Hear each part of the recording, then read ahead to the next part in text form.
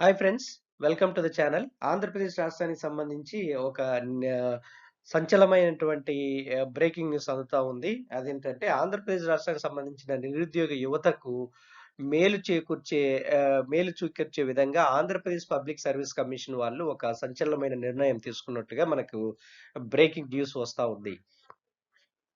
So, అందులో APPSC APPSC తీసుకున్నటువంటి ఆ సంచలన నిర్ణయం ఏంటి? సో, ఆ సంచలన నిర్ణయం వల్ల నిరుద్యోగ అభ్యర్థులకు ఏ విధమైనటువంటి ప్రయోజనాలు చేకూరబోతా ఉన్నాయి? సో, అవి ఎంత మేరకు నిరుద్యోగ అభ్యర్థులకి లాభం చేకూరుస్తుంది అన్నటువంటి విషయాలను నేను ఈ యొక్క వీడియోలో చర్చించాను. సో, అంతేకాకుండా ఏపీపీఎస్‌సీ వాళ్ళు ఏ విధమైనటువంటి ప్రొసీజర్‌ని అవలంబించబోతా ఉన్నారు. సో, ఆ యొక్క ఏపీపీఎస్‌సీ ద్వారా వచ్చేటువంటి నోటిఫికేషన్స్‌కి ఇవి ఈ యొక్క నిరుద్యోగ అభ్యర్థులకు ఒనగూరేటువంటి ఈ యొక్క ఆహ్, లాభాలు ఏంటివి? సో, దీనివల్ల ఎ ఎంతమంది అభ్యర్థులు లబ్ధి పొందుతున్నారు? ఏ విధమైనటువంటి కేటగరీస్‌లోని అభ్యర్థులకు ఉపయోగాలు ఉండబోతున్నాయి అన్నటువంటి విషయాలని నేను డిస్కస్ జేయడం జరిగింది. సో, ఫ్రెండ్స్ అవి నేను డిస్కస్ చేసే ముందు I'm just requesting that who ever watching my channel please subscribe my channel. ఇంతవరకు సబ్స్క్రైబ్ చేసుకోకపోతే సబ్స్క్రైబ్ చేసుకోండి. మీ ఫ్రెండ్స్ కూడా నా ఛానెల్‌ని సబ్స్క్రైబ్ చేసుకోమని చెప్పండి. ఎందుకంటే జాబ్ నోటిఫికేషన్ సంబంధించినటువంటి విషయాల్ని ఏ రోజుకి ఆ రోజు నేను అప్డేటెడ్ ఇన్ఫర్మేషన్ ఇస్తూ ఉన్నాను. మీరు సబ్స్క్రైబ్ చేయడం వల్ల నా యొక్క అప్డేట్ ఇన్ఫర్మేషన్ మీకు నోటిఫికేషన్ రూపంలో వస్తుంది. సో, కాబట్టి మీకు అప్ టు డేట్ ఇన్ఫర్మేషన్ మీ దగ్గర ఉంటుంది. So, friends please like my videos, share my videos and subscribe my channel. So, ఇప్పుడు ఆంధ్రప్రదేశ్ పబ్లిక్ సర్వీస్ కమిషన్ తీసుకున్నటువంటి సంచలన నిర్ణయం నిరుద్యోగుల పట్ల ఎంత మేరకు లాభం చేకూరుస్తుందన్న విషయాన్ని ఇప్పుడు మనం చర్చిద్దాం. So, Andhra Pradesh public service commission వాళ్ళు తీసుకున్నటువంటి నిర్ణయాలు ఏ మేరకు ఆంధ్రప్రదేశ్ నిరుద్యోగ యువతకి లబ్ధి చేకూర్చబోతున్నాయన్నటువంటి విషయాలము ఈ యొక్క న్యూస్ ఆర్టికల్‌లో మనం గమనించవచ్చు. సో, ఇందులో బ్యానర్ హెడ్డింగ్‌గా పోస్టుల భర్తీలో సంస్కరణలు అనేటువంటి హెడ్డింగ్‌తో ఈ యొక్క న్యూస్ ఐటెమ్‌ను మనం ఇక్కడ చూస్తున్నాం. సో, ఇందులో నిరుద్యోగులు నష్టపోయే నిబంధనలు తొలగింపు అనే సబ్ హెడ్డింగ్‌తో ఈ యొక్క ఆర్టికల్ రావడం జరిగింది. చూద్దాం ఇక్కడ ఏమేమి చెప్పారు వీళ్ళు. గ్రూప్ 1 మినహా అన్ని పోస్టులకు ప్రిలిమ్స్ ఇంటర్వ్యూ రద్దు. అభ్యర్థుల వయోపరిమితి పొడిగింపు. ఈడబ్ల్యూఎస్ అభ్యర్థులకు రిజర్వేషన్లు, ఇంటర్వ్యూలో బహుళ బోర్డుల విధానం, పారదర్శకంగా పరీక్షలు, డిజిటల్ మూల్యాంకనం.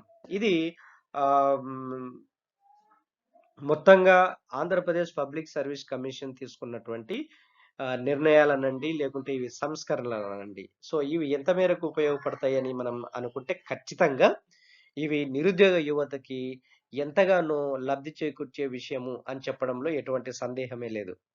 సో, పారదర్శకంగా ఉద్యోగ నియామకాలతో పాటు పోస్టుల భర్తీలో అక్రమాలకు తావు లేకుండా కీలకమైనటువంటి సంస్కరణలు తీసుకుంది ఈ యొక్క ఏపీపీఎస్సీ అని చెప్పడం గూడా అని చెప్పడంలో కూడా ఎటువంటి సందేహం లేదు. సో, ఇక్కడ ఈ పాయింట్స్ మనం క్లియర్‌గా గమనిస్తే గత వారం రోజుల్లో దీని మీద కొన్ని కొంతమంది నిరుద్యోగ యువత, విద్యార్థి సంఘాలు ఆందోళనలు చేసిన విషయం గూడా మనకు తెలిసిందే. దేని మీద ఏపీపీఎస్సీ ద్వారా కండక్ట్ చేసేటువంటి ఎగ్జామ్స్‌కి ఈ గ్రూప్ 4, గ్రూప్ 2 వాటికి ఖచ్చితంగా ఈ యొక్క ప్రిలిమ్స్ ఎగ్జామ్ తీసేయాలి అని డిమాండ్ చేశారు.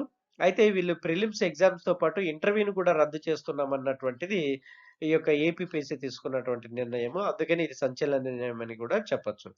తర్వాత గ్రూప్ 1కి మాత్రము యథావిధిగా ప్రిలిమ్స్ ఉంటుంది. ఇంటర్వ్యూలుంటాయి. మిగతా అన్ని పరీక్షలకు ఏపీపీఎస్సీ ద్వారా వచ్చే మిగతా అన్ని నోటిఫికేషన్స్‌కి గ్రూప్ 1 మినహా అన్ని వాటికి ప్రిలిమ్స్ ఎగ్జామ్ ఉండదు. ఇంటర్వ్యూ ఉండదు. అది ఒక మేజర్ పాయింట్. రెండవ మేజర్ పాయింట్ ఏందంటే అభ్యర్థుల వయోపరిమితిని కూడా పొడిగించినట్లుగా మనకు అందుతున్నటువంటి వార్త. యాక్చువల్‌గా అభ్యర్థుల వయోపరిమితిని పొడిగించాలని గత 2 రోజుల కిందటనే ఆంధ్రప్రదేశ్‌లో నిరుద్యోగ యువత రోడ్డు ఎక్కి ఆందోళనలు చేసిన విషయం మనకు తెలిసిందే.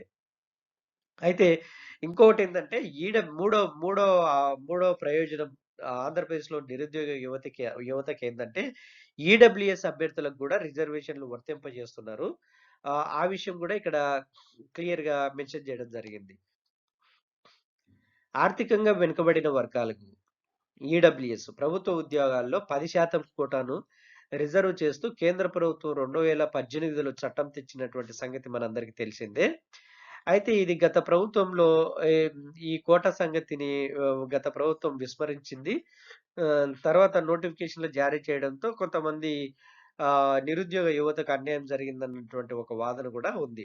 అయితే అదే కాకుండా 10% కోటాలో 5% కాపులకు ప్రత్యేకిస్తున్నట్లు నిబంధనలకు విరుద్ధంగా ఉత్తర్వులు ఇవ్వడంతో అదే న్యాయపరంగా చెల్లుబాటు కాకుండా నిలిచిపోయినట్లు గూడా మనం చూసాం.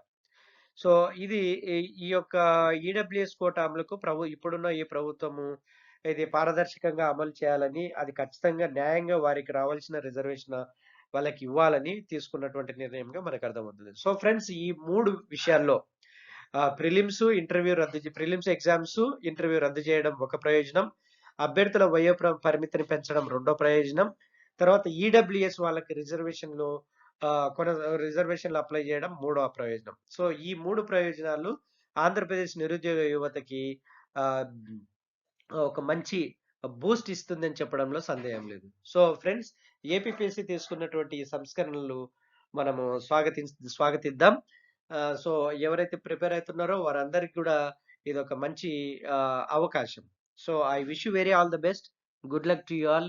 Keep watching for latest updates. Thank you so much.